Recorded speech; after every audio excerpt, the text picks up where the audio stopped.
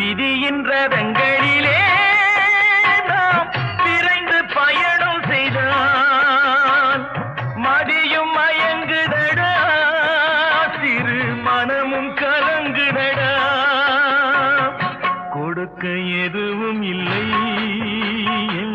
குழப்பம் முடிந்ததடா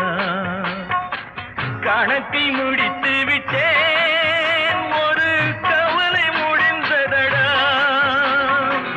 மனிதன் நினைப்பதும்